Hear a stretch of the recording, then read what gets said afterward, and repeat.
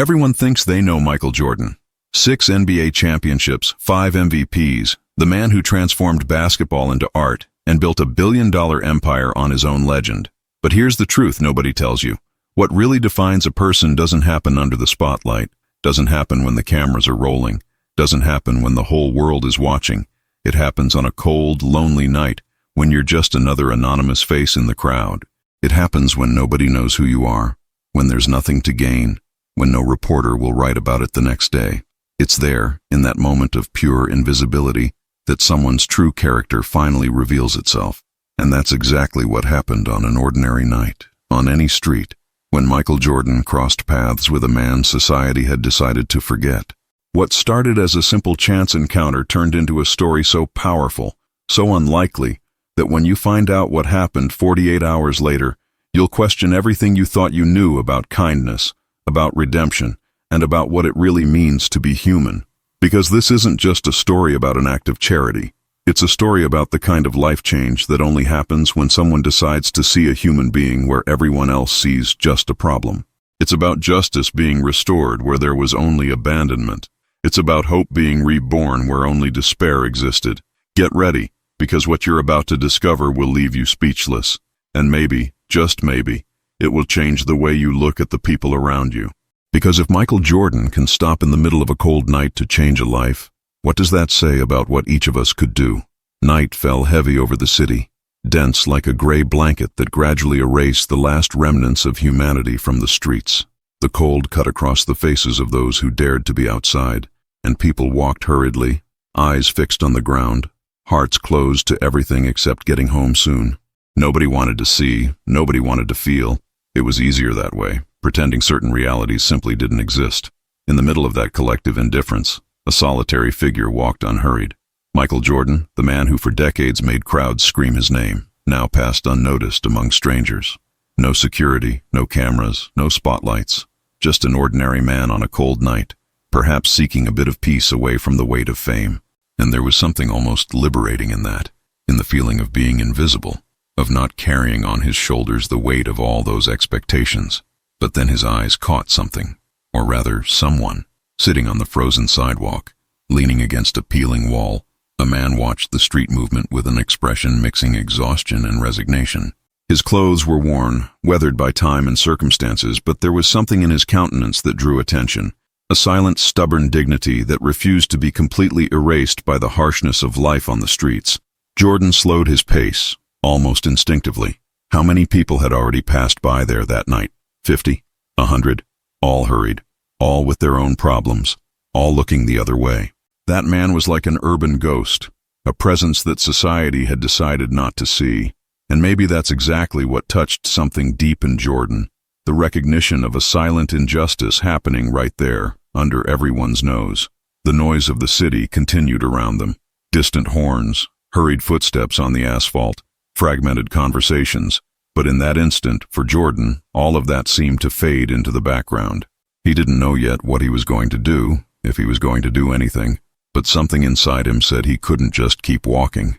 Not this time. The homeless man raised his eyes for a brief second and then lowered them again, too accustomed to indifference to expect anything different. He didn't know he was being watched, didn't know that the man slowing his steps was one of the greatest icons in world sports. To him, it was just another person passing by, probably someone who would soon quicken their pace and disappear into the night, like all the others. But Jordan didn't speed up. On the contrary, he stopped completely. There he was, the man who conquered everything success can offer, facing someone life had left with almost nothing. Two completely opposite worlds, two realities that rarely cross paths, and when they do, it's usually just for a fleeting second, without real connection. On that cold night, however, something different was about to happen, and neither of them yet had any idea how that casual encounter would change everything. Jordan took a few more steps toward the man, then stopped right in front of him. He didn't say anything immediately, just stood there, as if measuring the right moment. The homeless man looked up, surprised, almost defensive. After all, when someone stops near you on the streets, it's rarely for something good. It could be a scolding, a complaint, even a threat. He'd seen it all, but what happened next caught the man completely off guard. Jordan didn't pull money from his pocket, didn't toss some coins in a hurry to ease his conscience and move on. Instead, he crouched down, getting to the same height, and did something nobody else had done in a very long time. He asked his name. Simple as that. "What's your name?" The question echoed in the homeless man's mind like silent thunder. It had been so long since someone had treated him like a real person, with a name, with a story, with value. He hesitated, almost as if he'd forgotten his own identity after so long being just another invisible person in the crowd. When he finally responded, his voice came out hoarse, loaded with an emotion he didn't even know he was still capable of feeling. Jordan continued asking questions. Real questions, not those empty ones people ask just to seem polite. He wanted to know how long he'd been there, what had happened, if he had anywhere to go. And the most incredible thing of all, Jordan actually listened to the answers. He didn't look at his phone, didn't avert his gaze, didn't show any hurry. He was there, truly present, as if in that moment nothing else in the world mattered. At first, the man responded cautiously, almost expecting the catch. He'd heard so many empty promises, so many offers that never materialized, so much fake interest followed by abandonment. His experience on the streets had taught him not to trust, not to expect anything from anyone. But there was something different about that conversation, something genuine that began to melt his defenses. Gradually, the words began to flow more naturally. Jordan offered food, water, sat beside him on the cold sidewalk as if it were the most natural thing in the world. There wasn't that veiled superiority that usually accompanies acts of charity, that air of, "I'm better than you, and I'm doing you a favor." There were just two human beings talking, sharing a moment of true connection amid the urban chaos. People passed by and glanced sideways, some with curiosity, others with discomfort. Seeing someone well-dressed sitting on the sidewalk talking with a homeless man was a scene you didn't see every day. But Jordan didn't care about the looks, about the silent judgments. In that instant, he wasn't a basketball legend, wasn't a business empire. He was just a man recognizing another's humanity. And as the conversation extended through the cold night, something rare and precious began to happen. A thread of hope, tenuous as a ray of light piercing through a crack, began to form in the heart of that man, forgotten by the world. But was it real, or just another cruel illusion that life liked to play on those who had already lost everything? As the minutes passed, the barriers fell one by one, and the homeless man began to open the floodgates of a story that for a long time nobody had been interested in hearing. His voice, previously hesitant and distrustful, now gained body, loaded with an ancient pain that finally found a willing listener to bear it. And Jordan was there, in silence, absorbing every word as if they were sacred. The man told of a past that seemed to belong to another life, to another person. He spoke of the stable job he had for years, of the common routine of waking up early, catching the bus, working hard, coming home. It wasn't anything extraordinary, but it was his, a simple life, but dignified, with purpose and structure. There was pride in his voice when he described those times, a wounded pride but still alive, insisting on not dying completely. Then came the most painful part of the narrative, an unexpected illness that devoured his savings before he could even process what was happening, hospital bills that accumulated like an avalanche impossible to stop. And when his body finally began to recover, it was his mind's turn to collapse. The depression, the anxiety, the crushing weight of realizing that everything he'd worked for his entire life had disappeared in a matter of months. A mistake here, a wrong decision there. He wasn't trying to justify himself, just explain how things can spiral out of control faster than anyone imagines. The job loss came soon after, and with it, the loss of his apartment. The family, which at first offered help, gradually distanced itself, tired of broken promises, of relapses, of the feeling of throwing money into a bottomless pit. And he didn't blame them. That's what hurt the most, not being able to blame anyone but himself. But what really broke something inside him was the shame. That corrosive shame that eats away at the soul from within, that makes you avoid the gaze of people you knew, that turns each day into a battle against the will to simply give up. He spoke of the doors that were closed in his face, literally and metaphorically, of the times he asked for help and received only empty looks, as if he was no longer a person, just an uncomfortable problem nobody wanted to solve. "People stopped looking me in the eyes," he said, and in those words there was a devastation that went far beyond material poverty. It was the recognition of a social death, of having become invisible not by choice, but by collective decree. Society had decided he no longer mattered, that his story was no longer worth hearing, that his value as a human being had expired along with his bank account. Jordan listened to everything in silence, and anyone watching from afar could see that those words struck him deeply. His eyes glistened with contained emotion, his jaw was tense, but he didn't interrupt, didn't offer easy advice, didn't try to minimize the pain with empty motivational phrases. He just listened, truly listened, giving that man something that had long been denied him, the dignity of being heard. When the homeless man finally finished his story, a heavy silence hung between the two. It wasn't an uncomfortable silence, but a silence loaded with meaning, with mutual understanding. And in that moment, both understood something fundamental. This wasn't a story about personal failure. It was a story about social abandonment, about how society fails those who stumble along the way. And that realization would change everything that came next.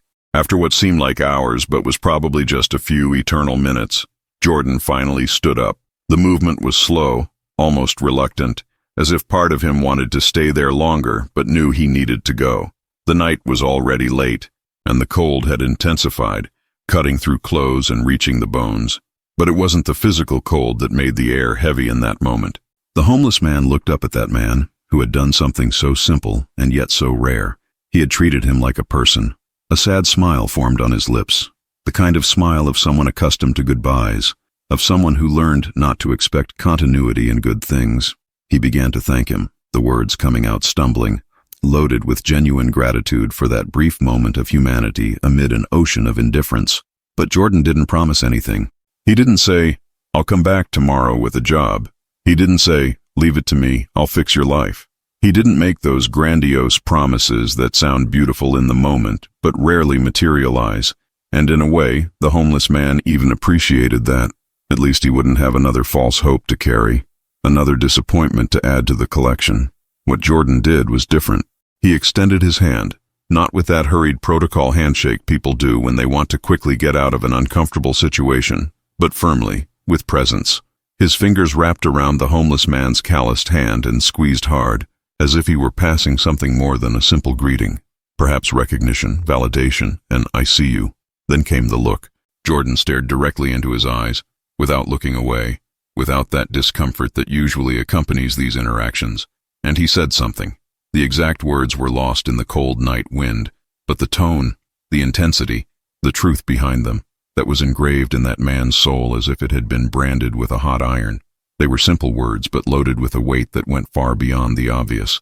When Jordan finally walked away, his footsteps echoing on the empty sidewalk, the homeless man sat there, processing what had just happened.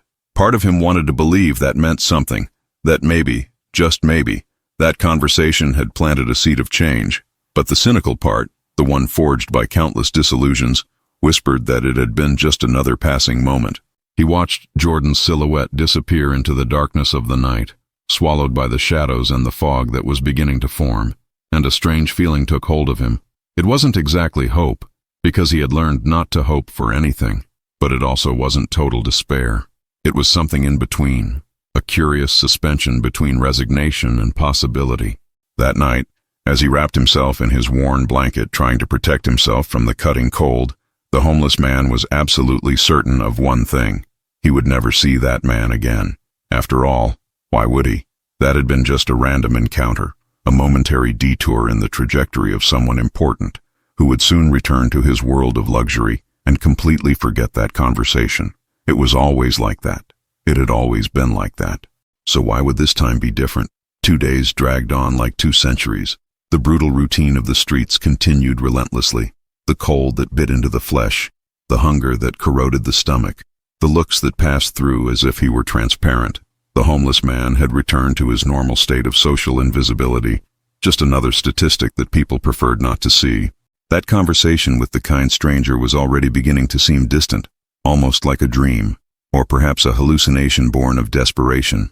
It was mid-afternoon when he heard the different sound, a powerful engine, smooth, completely out of place in that neighborhood. It wasn't the harsh noise of old cars that usually passed by there, nor the diesel sound of buses. It was something refined, luxurious, that instantly caught everyone's attention on the street. People began to turn their heads, curious, trying to identify the source of that sound so incongruous with the scenery. Then it appeared. A white Rolls-Royce gleaming like a spaceship lost in the middle of an urban desert. The car advanced slowly down the narrow street, completely out of context, so absurdly displaced that it seemed like a montage, a prank from some television show.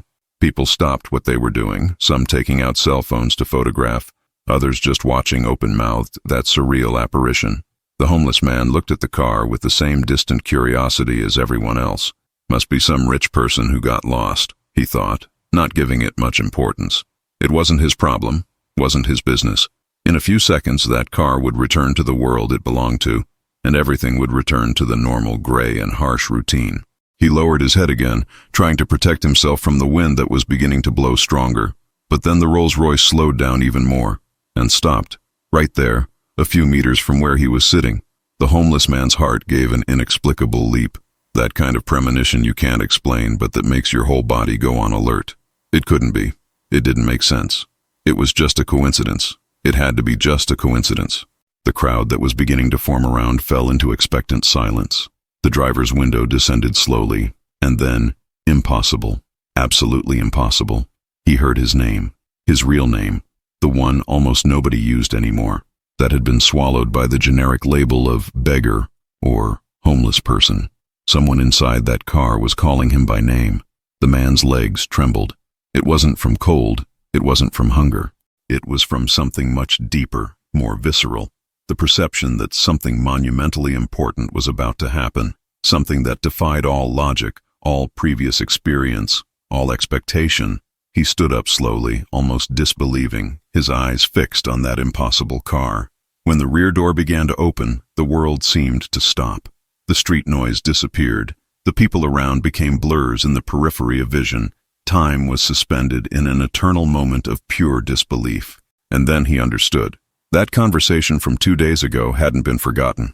It hadn't been just another passing moment. Someone, against all odds, had remembered.